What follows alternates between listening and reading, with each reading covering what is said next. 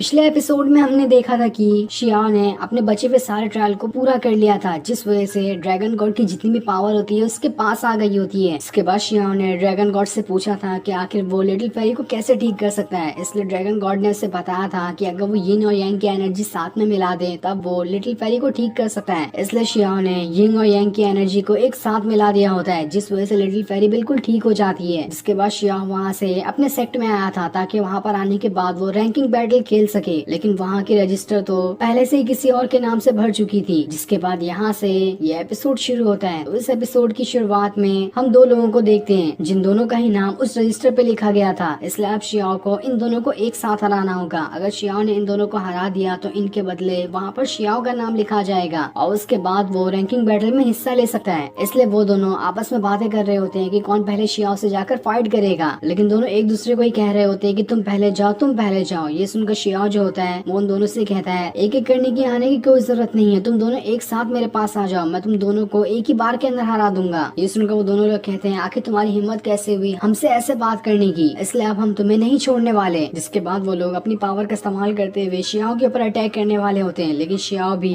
कहाँ कम पावरफुल था, वो भी अपनी पावर का इस्तेमाल करते हुए बस एक सेकंड के अंदर उन दोनों के दोनों को वहाँ पर हरा देता है। ये देखकर तो सारे लोग हैरान हो चुके थे। जिसके बाद शियाओ एल्डर के पास आकर कहता है मैंने इन दोनों को हरा दिया है, तो क्या अब मैं रैंकिंग बैटल में हिस्सा ले सकता हूँ। ये सुनकर एल्डर जो होते हैं उसे कहते हैं तुम तो अभी ट्रू फेस मैसेजम लेवल पर हो और उस पर होने के बाद तुमने स्पिरिचुअल फेस मैसेजम वाले बंदे को बस एक सेकंड के अंदर हरा दिया। इसका मतलब साफ है कि तुम उस रैंकिंग बैटल में हिस्सा ले सकते हो। जो सुनकर तो लान भी एकदम ज्यादा खुश हो जाती है कि अब शिया रैंकिंग बैटल के अंदर हिस्सा ले पाएगा। तभी वहाँ से युआन बा उड़ते हुए आ रहा होता है क्योंकि उसे किसी ने मारकर दूर फेंक दिया था। इसके बाद वहाँ पर एक दूसरा आदमी आता है जिसका नाम फैन था और उसी ने युआन बा को मारा था। वो सभी से कह रहा होता है ये युआन बा मेरा रास्ता रोकने की कोशिश कर रहा था, इसलिए मैंने उसे उठाकर वहाँ से दूर फेंक दिया। जिसपे शियाओ जो होता है फैन से कहता है तुम अभी अपने आप को 3 थप्पड़ मारो और युआन बा से माफी मांगो, वरना मैं तुम्हें यहाँ पर नहीं छोड़ने वाला। जिसपे फैन कहता है तुम आखिर हो कौन और तुम्हारी औकात कैसे हुई मेरे सामने जबान लड़ाने की। तब शियाओ जो होता है उससे कहता है मुझसे अब मत कहना कि मैंने तुम्हें माफी मांगने का मौका नहीं दिया, क्योंकि अब तुमने वो मौका गवा चुका है, अब मैं तुम्हें नहीं छोड़ने वाला। जिसके बाद वो भी अपनी पावर का इस्तेमाल करते हुए फैन के साथ फाइट करने के लिए चले जाता है और इन दोनों के बीच अब काफी जबरदस्त फाइट हो रही होती है। दोनों अपनी पावर का इस्तेमाल करते हुए एक दूसरे के ऊपर लगातार अटैक किए जा रहे थे, लेकिन जब ऐसा लगता है कि यहाँ पर फैन हारने वाला था तो वो शियाओ से कहता है तुम भी अपने वेपन निकालो, मैं भी अपना वेपन निकालता हूँ, देखता हूँ किसके वेपन में कितनी ज्यादा पावर है। जिसके बाद वो वहाँ पर अपनी स्वॉर्ड निकाल लेता है और शियाओ को चैलेंज करना शुरू कर देता है, लेकिन शियाओ से कहता है मुझे तुम्हारे वेपन से कोई मतलब नहीं है, मैं बिना वेपन के ही तुमसे फाइट कर सकता हूँ। जिसके बाद वो अपने हाथों की पावर का इस्तेमाल करते हुए उसके वेपन को वहीं पर रोक लेता है, जहाँ फैन तो अपने वेपन को जितना भी तरह चलाने की कोशिश करता है उसका वेपन शियाओ को लग ही नहीं रहा होता है। जिसके बाद शियाओ एक ही धक्का मारते हुए फैन को उसके वेपन के साथ वहाँ से दूर उड़ा देता है। ये देखकर तो फैन के गुस्से का ठिकाना नहीं था। वो शियाओ से कहता है बस बहुत हुआ, अब मैं तुम्हें नहीं छोड़ने वाला। इसके बाद वो अपनी स्वॉर्ड की कहीं गुना ज्यादा पावर को बढ़ा देता है और उस पावर का इस्तेमाल करते हुए एक भयंकर वाला अटैक शियाओ के ऊपर कर देता है, लेकिन तब शियाओ वहाँ पर अपनी हीवनली स्वॉर्ड को बाहर निकालता है और उसका इस्तेमाल करते हुए फैन का जितना भी अटैक होता है उन सभी को आसानी से रोके जा रहा था। उसके ऊपर तो फैन के अटैक का एक असर भी नहीं होता। जिसके बाद वो अपनी हीवनली स्वॉर्ड का इस्तेमाल करते हुए फैन के ऊपर एक खतरनाक वाला अटैक कर देता है, जिस वजह से उसकी स्वॉर्ड तो टूट ही जाती है, उल्टा वो भी वहाँ से बहुत दूर जाकर गिर गया था। तब वहाँ पर शियाओ आता है जो उसके पैर रखते हुए कहता है मुझे तो लगा था कि तुम्हारे पास कुछ पावर होगी, लेकिन तुम तो किसी काम के नहीं निकले, तो चलो ठीक है अब यहाँ पर युआन बा से माफी मांगो, अगर तुमने उससे माफी मांग ली तो मैं तुम्हें जिंदा छोड़ दूंगा, वरना मैं यहाँ पर तुम्हारी जान ले लूंगा। फैन शियाओ से कह रहा होता है तुमने तो कहा था कि तुम वेपन का इस्तेमाल नहीं करोगे, लेकिन तब भी तुमने वेपन का इस्तेमाल किया, इसलिए तुमने यहाँ पर चीटिंग की है, मैं युआन बा से माफी नहीं मांगने वाला। लेकिन तब शियाओ से कहता है मैंने भी तो पहले तुमसे कहा था युआन बा से बिना फाइट किए माफी मांगने के लिए, वो तुमने माना था, नहीं माना ना, इसलिए मैंने भी अपनी बात से मुकर गया और वहाँ पर अपनी स्वॉर्ड का इस्तेमाल कर लिया। तो बताओ तुम कि अब तुम युआन बा से माफी मांगते भी हो या फिर नहीं। लेकिन तब भी फैन जो होता है वो युआन बा से माफी मांगने के लिए तैयार नहीं था। ऐसे शियाओ गुस्से में जमीन पे घसीट के लात मार देता है, जिस वजह से फैन जो होता है वो हवा में उड़ जाता है और फिर शियाओ एक घसीट के किक उसे मारते हुए फुटबॉल की तरह उसे उड़ा देता है, जिस वजह से फैन बहुत दूर जाकर गिरा था और अब उससे काफी ज्यादा गुस्सा आ रहा होता है। वो शियाओ को ये कहते हुए जाता है देख लेना शियाओ, मैं तुझे नहीं छोड़ने वाला हूँ, वो दिन जरूर आएगा जब मैं अपनी बेइज्जती का बदला तुमसे 1000 गुना ज्यादा लूंगा। और इतना कहने के बाद वो गुस्से में वहाँ से चला जाता है। इसके बाद शियाओ वहाँ से एल्डर के पास आता है। एल्डर उसे देखकर कहते हैं तुमने जिसे अभी मारा है वो स्काई बर्निंग सेट का यंग मास्टर था, मुझे नहीं लगता कि वो इतनी आसानी से चुप बैठने वाला है, इसके बाद तुम्हें थोड़ा सावधान रहने की जरूरत है। लेकिन शियाओ उनसे कहता है उसकी हरकत ही ऐसी थी, मैंने आज उसे मार दिया, अगर मैंने उसे नहीं मारा होता तो दूसरे दिन कोई दूसरा उसे मार दिया होता, उसका मार खाना तो तय ही था, तो कोई दूसरा क्यों, मैंने ही उसे मार दिया। गया, इसमें कौन सी बड़ी बात है। अब वहाँ पर युआनबा आता है जो शियाओ से कहता है आपने तो बहुत बढ़िया तरीके से उसकी धुलाई की, मुझे ये देखकर बहुत मजा आया। इसके बाद शियाओ से कहता है क्या तुम मेरा रैंकिंग बैटल देखने चलोगे, वहाँ पर तुम्हें बहुत मजा आएगा। जिस पर युआनबा कहता है मैं वहाँ जाना तो चाहता हूँ लेकिन मुझे नहीं लगता कि मास्टर मुझे वहाँ पर जाने देंगे, क्योंकि मैं कोई रैंकिंग बैटल थोड़ी खेलने जा रहा हूँ, बस देखने के लिए मास्टर मुझे नहीं जाने देने वाले। जिस पर शियाओ से कहता है तुम तो खाली वहाँ पर देखने के लिए जा रहे हो ना, तो इससे किसी को कोई फर्क नहीं पड़ने वाला, तुम मेरे साथ जाओगे, देखता हूँ कि तुम्हें कौन कोई बोल सकता है। ये सुनकर युआनबा एल्डर से पूछता है क्या मैं वहाँ पर जा सकता हूँ, क्योंकि शियाओ ने तो मुझे जाने के लिए हामी भर दी है। तब वहाँ पर लान भी आ जाती है जो एल्डर को समझा रही होती है कि युआनबा को शियाओ के साथ उस कंपटीशन में जाने दो, वो वहाँ पर कोई गड़बड़ी करने की कोशिश नहीं करेगा। शियाओ युआनबा एक अच्छे दोस्त की तरह है, हमेशा युआनबा शियाओ को सपोर्ट करने की कोशिश करता है, इसलिए वहाँ पर अगर युआनबा रहेगा तो इससे शियाओ को भी अच्छा लगेगा। तब ये सुनकर एल्डर कहते हैं जब आप इस बारे में कह रही हैं तो ठीक है, मैं युआनबा को यहाँ से जाने की परमिशन दे देता हूँ, वो वहाँ पर जाकर कंपटीशन तो नहीं लड़ सकता लेकिन शियाओ का मैच जरूर देख सकता है। ये सुनकर तो युआनबा की खुशी का ठिकाना नहीं था। उसके बाद एल्डर जो होते हैं शियाओ से कह रहे होते हैं मुझे पूरी उम्मीद है कि तुम टॉप 100 के अंदर अपना नाम जरूर लिखवाओगे, जैसा कि एम्पायर की उम्मीद थी और यही उनका सपना भी था, इसलिए तुम्हें उनका सपना जरूर पूरा करना है। तो शियाओ कहता है आपको टेंशन लेने की जरूरत नहीं है, मैं बिल्कुल एम्पायर का सपना जरूर पूरा करूंगा, मैं टॉप 100 में तो क्या उससे भी आगे अपना नाम लिखवा लूंगा। जिसके बाद वो वहाँ से रैंकिंग बैटल में जाने के लिए निकल जाता है, क्योंकि रैंकिंग बैटल तियानजुआन कॉन्टिनेंट में खेला जाएगा, इसलिए शियाओ लान के साथ उस बर्ड पे सवार तियानजुआन कॉन्टिनेंट जाने के लिए निकल जाता है। दूसरी तरफ हम तियानजुआन कॉन्टिनेंट का सीन देखते हैं, जो जगह काफी ज्यादा सुंदर दिखाई दे रही थी और वहाँ पे बहुत ही बढ़िया एक सेट बना होता है। तब वहाँ पर स्काई बर्निंग सेट के काफी सारे डिसाइपल आना शुरू हो जाते हैं, इससे सारे वहाँ पर खड़े लोग उनके लिए रास्ता बना देते हैं, क्योंकि ये फैमिली कुछ ज्यादा पावरफुल है। और स्काई बर्निंग सेट के यहाँ पर आने के बाद वहाँ पर शियाओ ट्राइब के भी लोग आने लगते हैं और स्काई बर्निंग सेट और शियाओ ट्राइब के दोनों में काफी बड़ी दुश्मनी चलती है, वो दोनों एक दूसरे को बिल्कुल भी दोस्त नहीं मानते। तब शियाओ ट्राइब का जो एल्डर होता है अपने डिसाइपल से कह रहा होता है तुम्हें कैसे भी करके इस बार स्काई बर्निंग सेट को तो हराना ही होगा, पिछली बार भी हम हारने वाले थे लेकिन इस बार ये कभी नहीं हो सकता, हमें कैसे भी करके स्काई बर्निंग सेट को इसमें तो हराना ही होगा। इसके बाद दोनों सेट के एल्डर आपस में आमने सामने आकर खड़े हो जाते हैं और एक दूसरे से कह रहे होते हैं कि हमें नहीं लगा था कि इस रैंकिंग बैटल को देखने के लिए आप भी अपने डिसाइपल के साथ यहाँ पर आ जाएंगे। और इसी तरह से वो एक दूसरे की ऊपर के मन से तारीफ कर रहे होते हैं कि आपके डिसाइपल इतने पावरफुल है तो हमारे डिसाइपल इतने ज्यादा पावरफुल है। लेकिन अंदर ही अंदर तो दोनों को एक इतना ज्यादा गुस्सा आ रहा होता है कि वो अभी यहाँ पर फाइट शुरू करके एक दूसरे को मार डाले। इसके बाद बर्निंग साइड का जो एल्डर होता है वो शियाओ ट्राइब के एल्डर से कह रहा होता है मैंने सुना है तुम्हारे कुछ क्राउन प्रिंस के साथ डील हो रही है, इसके पीछे कुछ बड़ा मकसद हो सकता है, तो क्या है, क्या आप मुझे उसके बारे में बता सकते हैं कि आप लोग क्राउन प्रिंस की मदद आखिर क्यों कर रहे हैं। ये सुनकर तो शियाओ ट्राइब का जो एल्डर होता है उसे काफी ज्यादा गुस्सा आने लगता है, वो वहाँ पर गुस्से में अपनी पावर को एक्टिवेट करना शुरू कर देता है। ये देखकर स्काई बर्निंग सेट का जो एल्डर होता है वो भी यहाँ पर अपनी पावर को एक्टिवेट करने लगता है, लेकिन जैसे ये दोनों एक दूसरे के ऊपर अटैक करते हैं तभी वहाँ पर तियानजुआन कॉन्टिनेंट का एल्डर आ जाता है जो इन दोनों की फाइट को यहाँ पर रुका देता है और उनसे भी माफी मांगते हुए कहता है मुझे माफ कर देना, मुझे यहाँ पर आने में थोड़ी सी देर हो गई। तब वो जो एल्डर होता है वो वहाँ पर अपनी वाइफ के साथ आया था जो कि काफी ज्यादा सुंदर होती है, इसलिए शियाओ ट्राइब और स्काई बर्निंग सेट के जो एल्डर होते हैं वो उसे ही देखते रह जाते हैं। जिसके बाद वो जो एल्डर होता है वो सारे लोगों से कहता है इस साल का कॉम्पिटिशन काफी एक्साइटिंग होने वाला है, क्योंकि इस बार पिछली बार से भी कहीं गुना ज्यादा पावरफुल लोग यहाँ पर आए हैं, इस बार का कॉम्पिटिशन देखने में तो मजा ही आ जाएगा। मुझे सभी लोगों के लिए बेस्ट ऑफ लक कहना है कि इस कॉम्पिटिशन में तुम सब अच्छा परफॉर्मेंस दिखाना। तब शियाओ ट्राइब सभी से कह रहा होता है पिछली बार के कॉम्पिटिशन में हमने सेकंड पोजीशन हासिल की थी जो कि काफी अच्छी रैंकिंग थी। तब स्काई बर्निंग सेट का जो एल्डर होता है वो उससे कहता है इस बार थर्ड के लिए तैयार रहना, क्योंकि सेकंड तो हमारी ही होने वाली है और फर्स्ट रैंक वाला जो भी होगा वो तो वही इंसान होगा जिसने पिछली बार भी फर्स्ट रैंक हासिल किया था, क्योंकि उसके मुकाबले का तो कोई है ही नहीं और इस बार भी हमें लगता है कि वही फर्स्ट रैंक हासिल करेगा। लेकिन तब जो एल्डर की वाइफ होती है वो सभी से कह रही होती है रैंकिंग तो बस एक नंबर है, जब बैटल स्टार्ट होगा तो सारे लोग बिल्कुल बराबर हो जाएंगे, उसके बाद हमें मालूम पड़ेगा कि कौन कितना पावरफुल है और कौन कितना नहीं है, जिसके बाद ही हम अंदाजा लगा सकते हैं कि किसकी रैंकिंग क्या हो सकती है। तब वहाँ पर लिटिल फेरी अपने कुछ और साथियों के साथ आने लगती है, जिसके आते साथ ही वहाँ पर चारों तरफ बिल्कुल बर्फ की बारिश होने लगी थी। ये देखकर तो सभी एकदम हैरान रहते हैं कि आखिर ये है कौन जो कि इतनी ज्यादा सुंदर है, और इसके आने की वजह से यहाँ पर तो बर्फ की बारिश हो गई, इसलिए वो सभी लिटिल फेरी को तो देखते ही रह जाते हैं क्योंकि वो बहुत ज्यादा सुंदर दिखाई दे रही थी। उसे देखकर सारे लोग आपस में बातें कर रहे होते हैं ये तो इस पूरे की पूरे कॉन्टिनेंट की सबसे ज्यादा सुंदर लड़की है और सुंदर के साथ साथ इसके पास पावर भी बहुत ज्यादा है। तब उसे देखकर तो लीडर भी जो होता है वो भी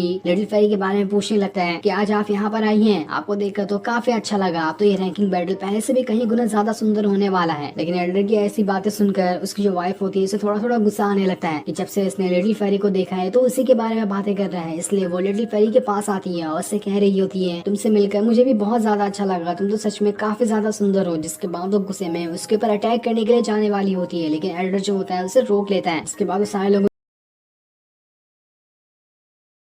उसे कहते हैं आप सभी यहाँ पर काफी दूर से आए हैं, इसलिए चाहो तो आप सभी यहाँ पर आराम कर सकते हैं क्योंकि रैंकिंग बैटल कल शुरू होने वाला है और आज रात तक आप लोग आराम कर सकते हैं क्योंकि कल आपको काफी ज्यादा मेहनत करनी होगी। ये सुनकर लिटिल फेरी जो होती है वो सभी अपने साथियों के साथ वहाँ से आगे बढ़ना शुरू कर देती है। जिसके आगे बढ़ता हुआ देखकर उसकी जो साथी होती है उससे कहती है पिछले कुछ टाइम से मैं आपको देख रही हूँ, आप काफी ज्यादा परेशान रह रही हो, आखिर बात क्या है? और परेशान रहने के बाद आप अचानक से यहाँ पर आ गई ताकि रैंकिंग बैटल देख सके। मुझे तो इन सारी चीजों के पीछे कुछ गड़बड़ी लग रही है, तो आप क्या मुझे बता सकती हैं कि इन सभी के पीछे आखिर वजह क्या है? क्या कोई ऐसा इंसान है जिसे देखने के लिए आप यहाँ पर रैंकिंग बैटल में आई हो? जिस पर लिटिल फेरी कहती है तुम्हें कुछ भी गलत सोचने की जरूरत नहीं है, यहाँ पर काफी सारे नए टैलेंटेड लोग आएंगे इसलिए मैं उन्हें देखने के लिए यहाँ पर आई हूँ और इसके अलावा मेरा कोई भी मतलब नहीं है यहाँ पर आने का। लेकिन दूसरी जो साथी होती है वो लिटिल फेरी से कहती है मैं समझ चुकी हूँ कि आप यहाँ पर झूठ कह रही हो, लेकिन तब भी मैं आपको यहाँ पर फोर्स नहीं करने वाली कि आप सच में बता दें कि आप यहाँ पर किस लिए आई हैं। अगर आपको नहीं बताना तो आप बिल्कुल नहीं बताएं। तभी वहाँ पर शियाओ और बाकी लोग भी आने लगते हैं जहाँ शियाओ के साथ लान होती है और उसे देखकर तो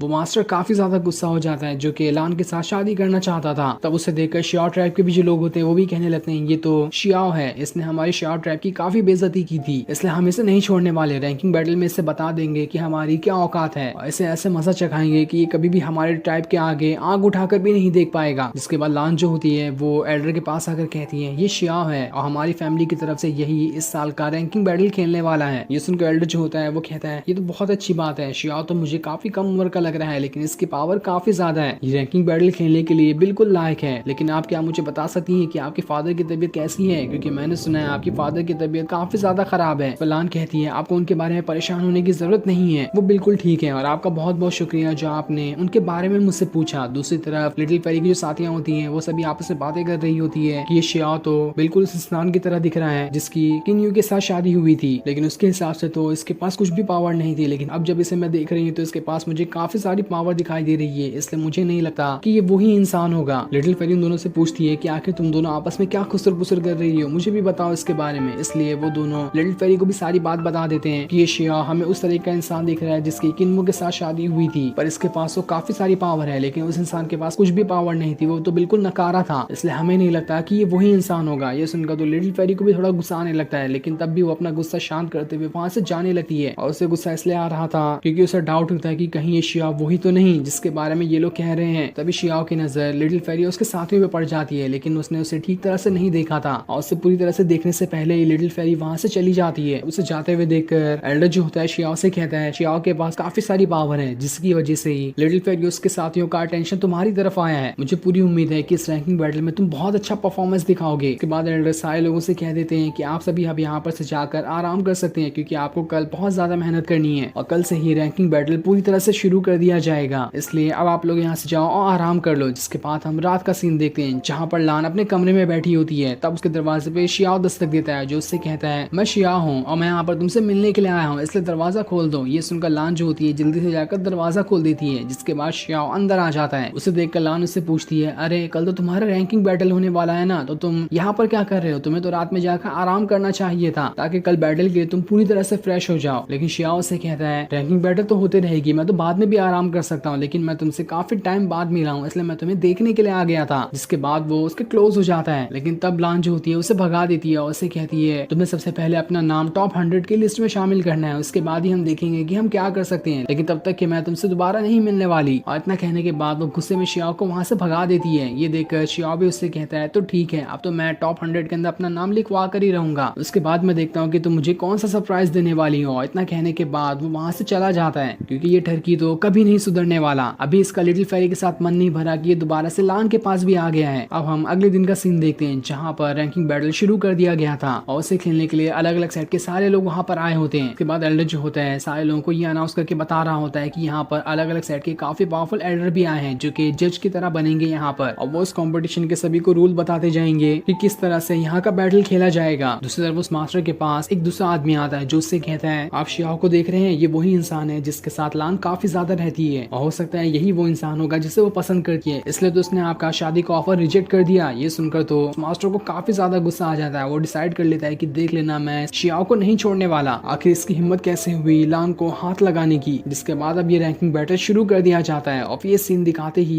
ये एपिसोड यहीं पर एंड हो जाता है। की शुरुआत में वो जो मास्टर होते हैं जो यहाँ पर रैंकिंग बैटल को होस्ट करने वाले हैं, वो सारे डिसाइबल से कह रहे होते हैं जैसे जैसे मैं किसी का नाम लूंगा उसे स्टेज पे आना है और उसे स्टेज पे आने के बाद इस पत्थर के ऊपर अपना हाथ रखना होगा, जिस वजह से उनकी कल्टीवेशन लेवल सामने निकल कर आ जाएगी। और जैसे उनकी कल्टीवेशन सामने आएगी उन सभी को उनके नंबर वाला एक टोकन दे दिया जाएगा। जिसके पास जो भी टोकन होगा उसे अपने टोकन के हिसाब से ही अपना अपोनेंट चुनना है और उस अपोनेंट के साथ उसकी फाइट होगी। इसलिए सारे लोग जैसे जैसे उनका नाम लिया जाता है वो सभी एक एक करके उस पत्थर के पास आने लगते हैं और उस पर अपना हाथ रखकर अपनी कल्टीवेशन पावर दिखा रहे होते हैं। ये देखकर तो सारे लोग हैरान थे कि कितने लोगों की कल्टीवेशन पावर कितनी ज्यादा होती है। जिसके बाद आइस इमॉर्टल पैलेस की बारी आती है, इसलिए वहाँ पर लिटिल फेरी, किन्यू और बाकी सारे लोग आ जाते हैं। ये देखकर युआन बा काफी ज्यादा खुश हो जाता है। वो शियाओ से कह रहा होता है बॉस बॉस देखो वहाँ पर मेरी बहन आई है। ये सुनकर लान जो होती है शियाओ से कह रही होती है ये तो वही है ना जिससे तुम्हारी शादी हुई थी, क्या तुम्हारे अंदर अब भी इसके लिए फीलिंग्स है? तो शियाओ कहता है इस बारे में तो मैं खुद नहीं जानता, हम दोनों की शादी तो हुई थी लेकिन कभी भी हम दोनों रियल कपल की तरह नहीं रहे, हम दोनों बस एक नॉर्मल दोस्त की तरह रहे थे। ये शादी सिर्फ एक समझौता थी कि न्यू ने इसलिए मुझसे शादी की थी ताकि वो मेरी और मेरे ग्रैंडपा की इज्जत बचा सके, इसके अलावा उसका कोई भी इरादा नहीं था मुझसे शादी करने का। ये सुनकर तो लान भी हैरान रह जाती है। शियाओ से कहता है मुझे तो ये तक नहीं पता कि उसने हमारा मैरिज सर्टिफिकेट फाड़ दिया या फिर उसे अभी तक के संभाल कर रखा है। लान उससे पूछ लिया क्या तुम इस रैंकिंग बैटल में उसके लिए हिस्सा लेना चाहते हो? तो शियाओ कहता है मेरा पूरा इरादा तो नहीं, लेकिन हाँ मैं ये बात जरूर चाहता हूँ कि इस रैंकिंग बैटल को जीतकर मैं किन्यू को ये दिखा दूं कि जब उसने मुझसे शादी करी थी तो उसका वो गलत फैसला नहीं था, क्योंकि उस टाइम सारे लोगों ने उसका मजाक उड़ाया था इतने कमजोर इंसान से शादी करने के लिए। लेकिन आज मैं पावरफुल बनकर सारे लोगों को दिखा देना चाहता हूँ कि मैं भी कमजोर नहीं हूँ। दूसरी तरफ हम मास्टर फैन को देखते हैं जो लान और शियाओ को एक साथ देखकर काफी ज्यादा गुस्सा हो रहा होता है। उसे इतना गुस्सा आ रहा था कि वो अभी के अभी यहाँ पर शियाओ की जान ले ले। उसका साथी उससे कहता है आपको घबराने की जरूरत नहीं है, मैंने सारी चीजों का बंदोबस्त कर दिया है, हम इस बैटल के अंदर इस शियाओ को नहीं छोड़ने वाले। इधर हम किन्यू को देखते हैं, वो जैसे अपने पत्थर पे हाथ रखती है वहाँ पर उसका कल्टीवेशन लेवल बाहर निकल कर आता है जो कि स्पिरिचुअल फेस मैसेजम का लेवल 8 था। ये देखकर तो सारे लोग हैरान रह जाते हैं कि सिर्फ 18 साल की उम्र ने किन्यू ने कितना अच्छा कल्टीवेशन लेवल हासिल किया है। किन्यू का तो कोई जवाब ही नहीं। बहुत कम लोग होते हैं जो इतनी कम उम्र में इतना ज्यादा पावरफुल कल्टीवेशन लेवल हासिल कर पाते हैं। जिसके बाद अब बारी लिंजी की आती है। वो भी वहाँ पर जाने के बाद अपना कल्टीवेशन लेवल चेक करता है और जैसे वो उस पत्थर के ऊपर हाथ रखता है वहाँ पर उसका कल्टीवेशन लेवल बाहर निकल कर आता है जो कि कोई और नहीं बल्कि स्पिरिचुअल फेस मैसेजम का लेवल 6 होता है, यानी कि किन्यू से थोड़ा सा ही पीछे। ये देखकर तो शियाओ भी हैरान था कि जब मैं 6 महीने पहले इससे मिला था इसकी कल्टीवेशन पावर उतनी ज्यादा नहीं थी, लेकिन आज देखो ये कितना ज्यादा पावरफुल बन चुका है, इसने तो मुझे सच में इम्प्रेस करके रख दिया। जिसके बाद जब उसका बड़ा भाई उस पत्थर के ऊपर हाथ रखता है तो उसका कल्टीवेशन लेवल ये बाहर निकल कर आता है कि वो अभी अर्थ फेस मैसेजम के लेवल 3 पर है। ये देखकर सारे लोग और ज्यादा हैरान रह जाते हैं कि उसका बड़ा भाई भी कम नहीं, वो भी काफी ज्यादा पावरफुल है। जिसके बाद अब बारी शियाओ की आती है। ये देखकर सारे लोग हैरान थे कि रॉयल फैमिली ने सिर्फ एक ही बंदे को इस रैंकिंग बैटल के लिए चुना है, न जाने इसकी कल्टीवेशन लेवल आखिर क्या होगी। जिसके बाद शियाओ जो होता है उस पत्थर के ऊपर अपना हाथ रखता है और जैसे वो उसके ऊपर हाथ रखता है उसकी वहाँ पर कल्टीवेशन लेवल बाहर निकल कर आती है जो कि ट्रू फेस मैसेजम का लेवल 10 होता है। ये देखकर तो सारे के सारे लोग शियाओ का मजाक उड़ाना शुरू कर देते हैं कि ये तो कोई बच्चा है, इसकी कल्टीवेशन पावर तो किसी बच्चे से भी कम है, ये यहाँ पर क्या रैंकिंग बैटल खेल पाएगा, ऐसे कमजोर इंसान को किसने इस रैंकिंग बैटल में आने के लिए कह दिया। लेकिन शियाओ को तो पूरी उम्मीद होती है कि बस यहाँ पर एक बार कंपटीशन स्टार्ट हो जाए, मैं सारे लोगों का मुंह बंद करके दिखा दूंगा। जिसके बाद जो मास्टर होते हैं शियाओ को उसका टोकन दे देते हैं और उसमें जो टोकन नंबर लिखा होगा वही उसका अपोनेंट होने वाला है। ये देखकर मास्टर फैन जो होता है अपने साथी से कहता है जाओ कैसे भी करके उसका नंबर ढूंढ कर लाओ, मुझे ये देखना है कि शियाओ का नंबर क्या है, इसलिए मैं उसके साथ सबसे ज्यादा पावरफुल अपोनेंट को लगाना चाहता हूँ। बस एक बार मुझे उसका नंबर मालूम पड़ जाए मैं उसके अपोनेंट का नंबर उससे मिला दूंगा, तब मैं देखता हूँ कि ये शियाओ कैसे यहाँ पर इस रैंकिंग बैटल को खेल पाता है। सारे लोगों के सामने मैंने उसकी बेइज्जती नहीं की तब तक कि मुझे सुकून नहीं मिलने वाला, और अगर वो यहाँ पर मर नहीं पाया तो उसे ऐसा कर देना कि कभी वो व्हील चेयर से ना उठ सके। जिसके बाद वो जो मास्टर होते हैं अब ये अनाउंस करते हैं कि यहाँ का कंपटीशन शुरू कर दिया जाता है और इस कंपटीशन को 3 राउंड में खेला जाएगा। पहला राउंड जो होगा उसमें 30 ग्रुप टोटल बनेंगे और जो भी पहले राउंड का विनर होगा उसे सेकंड राउंड में भेजा जाएगा। लेकिन पहला राउंड भी खेलना इतना आसान काम नहीं है, पहले राउंड को ही जीतने के लिए कंटिन्यू 12 बार जीतना पड़ेगा। अगर तुमने 12 बार अपने ओपोनेंट को हरा दिया तभी जाकर तुम पहला राउंड क्लियर कर पाओगे, उसके बाद ही तुम्हारा सेकंड राउंड में एडमिशन होगा। इसके बाद अब देखते ही देखते जितने भी डिसाइपल होते हैं सारे लोग एक दूसरे से फाइट करना शुरू कर देते हैं, जहाँ सभी की फाइट काफी जबरदस्त चल रही होती देती है। तो वहीं एक जगह पर किन्यू अपने अपोनेंट के साथ फाइट करने के लिए आती है, लेकिन उसका अपोनेंट जैसे उसके ऊपर अटैक करने वाला होता है, इससे पहले किन्यू बस हाथ घुमाते हुए अपने अपोनेंट को बर्फ में जमा कर वहीं पर खत्म कर देती है। ये देखकर तो युआनबा भी खुश हो चुका था कि मेरी बहन तो अब कितनी ज्यादा पावरफुल बन चुकी है, उसका तो कोई अंदाजा भी नहीं लगा सकता। जिसके बाद अब बारी शियाओ की आती है। वो जैसे वहां पर जाने वाला होता है, लान उसे रोकते हुए कहती है चाहे कुछ भी हो जाए अपना वहां पर ख्याल रखना। जिस पर शियाओ कहता है तुम्हें घबराने की कोई जरूरत नहीं है, मैं इस कंपटीशन को जीत कर ही वापस आऊंगा। जिसके बाद जैसे शियाओ बैटल अरेना के अंदर आता है, उसके सामने एक मोटा आदमी आता है जो यहाँ पर उसके साथ फाइट करेगा। मास्टर फैन का जो साथी होता है वो उससे कहता है इस मोटे आदमी को मैंने यहाँ पर अरेंज किया है शियाओ के साथ फाइट करने के लिए, मुझे नहीं लगता कि ये शियाओ इस मोटे आदमी को यहाँ पर हरा पाएगा और ये पहले राउंड में ही यहाँ पर हार जाएगा। जिसके बाद अब देखते ही देखते उस मोटे आदमी और शियाओ के बीच फाइट शुरू हो जाती है। वो मोटा आदमी अपनी पावर को एक्टिवेट करते हुए शियाओ की तरफ ही बढ़ना शुरू कर देता है, लेकिन जैसे ही वो उसके ऊपर अटैक करने वाला था, शियाओ समझ जाता है कि ये पहला ही अटैक मेरे गर्दन के ऊपर कर रहा है। इसका मतलब साफ है कि यहाँ पर मुझसे फाइट करने नहीं बल्कि मेरी जान लेने के लिए आया है। इसलिए वो एक घसीट के खिहौनी सीधा उसके सीने पे मार देता है और ये खिहौनी उसे इतनी जोर से लगी थी कि वो मोटा आदमी वहीं पर जमीन पे गिर जाता है और यहाँ पर उसकी हालत खराब हो चुकी थी, वो तो दोबारा उठने के लायक में भी नहीं होता है। शियाओ उससे पूछता है जिसने भी तुम्हें यहाँ पर भेजा है उसे जाकर कह देना कि मैं उसका चैलेंज एक्सेप्ट करने के लिए तैयार हूँ, अगर उसके अंदर हिम्मत है तो मेरे सामने आए, मैं उसके सामने ही उसे हरा दूंगा। ये देखा तो मास्टर फैन के गुस्से का ठिकाना नहीं था कि आखिर ये शियाओ कैसे पहला राउंड जीत गया, लेकिन उसका साथी उससे कहता है पहला राउंड अभी कहाँ पूरा हुआ है, इसे कंटिन्यू 12 लोगों को हराना है, मुझे नहीं लगता कि एक साथ 12 लोगों को इतनी आसानी से हरा पाएगा, हम दूसरा और पावरफुल अपोनेंट ढूंढ लेंगे जो शियाओ को हरा सकता है। इसके बाद अब रात के टाइम पे शियाओ जब आगे बढ़ रहा होता है तब वहाँ पर किन्यू और बाकी लोग आ जाते हैं। युआनबा किन्यू को देखकर काफी ज्यादा खुश हो जाता है और उसे शियाओ से भी मिलवाता है। ये सुनकर किन्यू को पता चलता है कि ये शियाओ तो वही है जिसकी उसके साथ शादी हुई थी, इसलिए शियाओ उसके पास आता है और उससे पूछता है किन्यू क्या तुम ठीक हो। फिर किन्यू भी कहती है हाँ मैं बिल्कुल ठीक हूँ, पहले तो मैंने तुम्हें पहचाना ही नहीं था कि तुम सच में वही शियाओ हो जिसकी मेरे साथ शादी हुई थी, क्योंकि उस टाइम तुम्हारा कल्टीवेशन लेवल तो बिल्कुल खत्म था, तुम्हारी मैस्टिक वेन भी ठीक नहीं हुई थी और आज देखो तुम्हारी कल्टीवेशन पावर तो थोड़ी बहुत ठीक ठाक है। तो अब किन्यू की जो साथी होती है वो शियाओ से कह रही होती है हम जानते हैं कि तुम्हारे दोनों के बीच में आपस में क्या हुआ था, लेकिन अब भलाई इसी में होगी कि वो सारे ख्यालों को दबा दिया जाए, गड़े मुर्दे उखाड़ना बिल्कुल सही बात नहीं होती, इसलिए हम भी यहाँ पर उम्मीद कर रहे हैं कि तुम दोनों दोबारा एक बार वापस से नहीं मिलोगे और जो भी तुम दोनों के बीच हुआ था उसे भुला दोगे। तो शियाओ कहता है मैं भी यहाँ पर यही कहने के लिए आया था कि जैसा आप लोगों को सही लगता है आप लोग वो कर सकते हैं, मैं यहाँ पर किन्यू के साथ जबरदस्ती नहीं करने आया कि वो मेरे साथ रहे, जैसा वो करना चाहती है मैंने उसे तो पहले ही परमिशन दे दी थी। ये सुनकर वो लोग कहते हैं तो बहुत अच्छी बात है, अपने वादे पर कायम रखना। इसके बाद लिटिल फेरी शियाओ के सामने से होकर गुजर जाती है, लेकिन वो उसकी तरफ देखती तक नहीं, क्योंकि उसकी हरकत की वजह से वो काफी ज्यादा गुस्सा है और शायद ही लगता है कि वो जल्दी उसे बात करने वाली है। इसके बाद सभी वहाँ से चले जाते हैं। अब अगले दिन का ट्रायल वापस से शुरू कर दिया जाता है और इस बार शियाओ के सामने जो अपोनेंट होता है वो काफी ज्यादा पावरफुल दिखाई दे रहा था, जिसका नाम टोंग होता है। शियाओ से कहता है मैंने तुम्हारे बारे में काफी कुछ सुन रखा है, क्योंकि लोग तुम्हें आयरन मैन कहते हैं, मैं तुमसे फाइट करना चाहता था और देखो आज मुझे मौका मिल गया तुमसे फाइट करने का, ये तो बहुत अच्छी बात है। जिसके बाद अब देखते ही देखते दोनों के बीच फाइट शुरू हो जाती है, दोनों अपनी पावर का इस्तेमाल करते हुए एक दूसरे के ऊपर अटैक किए जा रहे थे, लेकिन शियाओ जैसे ही घसीट के पंच उस आयरन मैन के हाथ पे मार देता है उसका हाथ ही वहां पर टूट जाता है और वो तो अपने हाथ हिलाने के लायक में भी नहीं था। जिसके बाद शियाओ घसीट के कई सारे पंच उस आयरन मैन को मार देता है, जिस वजह से वो आयरन मैन वहां से बहुत दूर जाकर गिरा था। शियाओ जैसे एक और घसीट का अटैक उसके ऊपर करने वाला होता है, वो आयरन मैन वहां पर अपनी हार मान लेता है और शियाओ से कहता है मैं सरेंडर करता हूँ लेकिन बस मुझे मत मारो, इसलिए शियाओ वहां पर रुक जाता है। और इस चीज को भी जब मास्टर फैन देखता है तो उसके गुस्से का ठिकाना नहीं था कि ये शियाओ तो लगातार सारे राउंड जीतते जा रहा है, ऐसा ही रहा तो ये आसानी के साथ पहला राउंड तो बहुत इजीली पास कर लेगा। और होता भी ऐसा ही है, शियाओ के पास जितने भी अपोनेंट आ रहे थे वो लगातार एक एक करके सारे लोगों को हराया जा रहा होता है, जिस वजह से शियाओ ने लगातार 12 लोगों को हरा दिया था और इस वजह से वो अपना फर्स्ट राउंड क्लियर कर जाता है। जिसके बाद अब बारी सेकंड राउंड की होती है, लेकिन ये जो सेकंड राउंड है पहले राउंड से थोड़ा ज्यादा खतरनाक होने वाला है। ये देखकर युआनबा और बाकी जितने भी लोग होते हैं वो सभी एकदम हैरान थे कि शियाओ ने तो बड़ी ही आसानी के साथ लगातार 12 लोगों को हरा दिया। इसकी कल्टीवेशन पावर तो उतनी ज्यादा नहीं, लेकिन इसकी फिजिकल स्ट्रेंथ बहुत ही ज्यादा है। इसके बाद शियाओ लान के पास आता है, लान उसे देखकर कहती है अरे वाह मुझे बहुत मजा आया, तुमने तो फर्स्ट राउंड बहुत ही आसानी से क्लियर कर लिया है। ये सुनकर शियाओ जो होता है लान से कहता है मैं खाली इतनी आसानी से नहीं खुश होने वाला, अगर तुम सच में खुश हो तो मुझे एक छोटा सा रिवॉर्ड दो, उसके बाद ही मैं समझूंगा कि तुम खुश हो। जिसके बाद अपने गाल की तरफ इशारा करने लगता है। ये देखकर लान समझ जाती है कि आखिर यहाँ पर शियाओ क्या मांग रहा है, इसलिए वो उसके गाल पे किस कर देती है। ये देखकर मास्टर जो होता है युआनबा को जल्दी से वहां से भगा देते हैं कि ये सब देखने की तुम्हारी अभी उम्र नहीं है। पर जब ये चीज मास्टर फैन देखता है तो उसके गुस्से का ठिकाना नहीं था। ये शियाओ लगता है जानबूझ के मुझे जलाने की कोशिश कर रहा है, मैं तुम्हें नहीं छोड़ने वाला, मैं तुम्हें खड़े खड़े ही बीच में से चीर दूंगा। होगा, बस मुझे एक बार मौका मिल जाए। इसके बाद वो जो मास्टर होते हैं सारे लोगों से कहते हैं अब यहाँ का सेकंड राउंड शुरू कर दिया जाता है। इस राउंड में हर एक कल्टीवेटर को लगातार 15 लोगों को हराना होगा, उसके बाद ही वो सेकंड राउंड को जीत सकता है। और सेकंड राउंड जीतने के बाद उसे नॉकआउट राउंड में भेजा जाएगा, जो कि आखिरी राउंड होगा। लान शियाओ से कहती है तुमने बहुत अच्छा परफॉर्मेंस दिखाया है, लेकिन इस बात का याद रखना कि तुम्हें अपनी सेफ्टी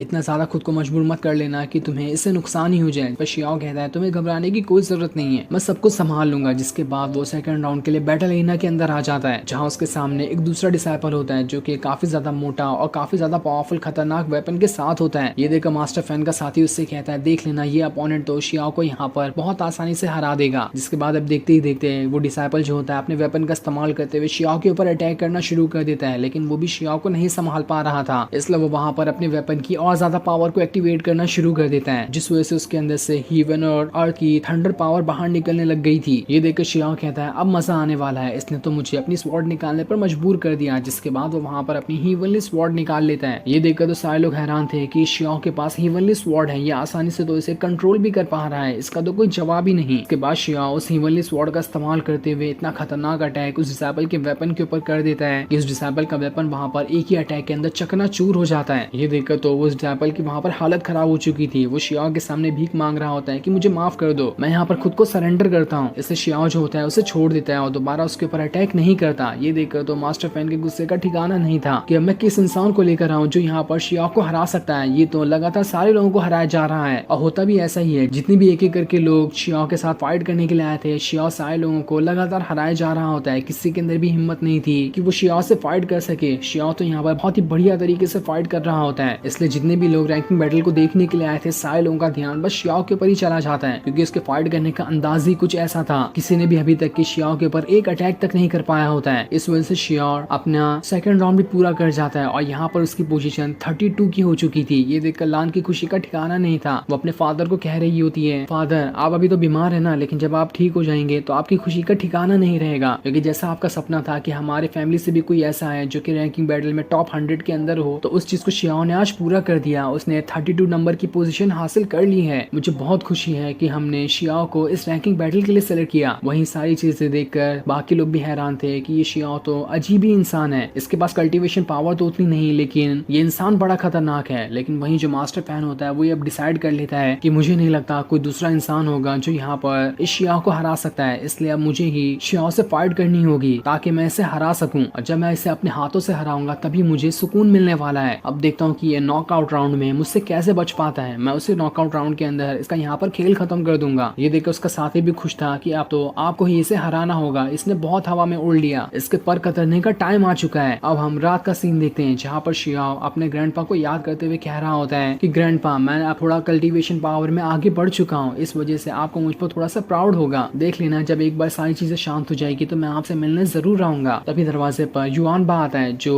शियाओ को कुछ हर्ब्स देने के लिए आया था जो उसे किन्यू ने दिए थे। युआनबा उससे कहता है किन्यू ये कह रही थी कि हर्ब उसके ऊपर उधारी की तरह थे, इसलिए उसने अपनी उधारी आपको देकर चुका दी है। शियाओ जैसे उन हर्ब को देखता है उसे समझ में आता है कि ये हर्ब्स तो वही है जिसका उसने किन्यू के साथ वादा किया था कि अगर वो अपने सेक्ट में जा रही है तो ये हर्ब्स उसे ला कर दे दे, क्योंकि यही वो हर्ब्स थे जिनका इस्तेमाल करते हुए शियाओ अपनी मैस्टिक वेन को ठीक कर सकता था। और इसी चीज की उधारी किन्यू के ऊपर थी, जिसने आज अपनी उधारी शियाओ को वो हर्ब्स देकर पूरी कर दी। इसलिए शियाओ जल्दी से किन्यू के पास आता है, जहाँ उसके अंदर उतनी हिम्मत नहीं होती कि आखिर वो यहाँ पर किन्यू से पूछेगा क्या, लेकिन तब भी वो उससे पूछ लेता है कि क्या हमारा मैरिज सर्टिफिकेट अभी तुम्हारे पास है या फिर तुमने उसे फाड़ दिया। तो किन्यू जो होती है उसे अपना मैरिज सर्टिफिकेट दिखाती है जो कि अभी तक उसके पास था और उसे उसने नहीं फाड़ा था। ये देखकर तो शियाओ भी हैरान रहता है। वो उससे पूछता है आखिर तुमने इसे क्यों नहीं फाड़ा, मुझे तो लगा था कि तुम इसे फाड़ दोगी। तो किन्यू कहती है ये कुछ ऐसे सवाल है जिसका जवाब तो मेरे पास खुद नहीं है, और जब मेरे पास खुद ही जवाब नहीं है तो आखिर मैं इस मैरिज सर्टिफिकेट को फाड़ कर करूँ तो करूँ क्या। अब मैं वो सारी चीजें भूल चुकी हूँ। जब हम दोनों अलग हुए थे तब मैंने उनसे क्या वादा किया था, लेकिन जो भी वादा हो मेरा ये मन नहीं किया कि मैं इस मैरिज सर्टिफिकेट को फाड़ दूं, इसलिए मैंने आज तक इसे संभाल कर रखा है। ये सुनकर शियाओ तो थोड़ा थोड़ा अंदर खुश हो रहा होता है कि किन्यू अभी तक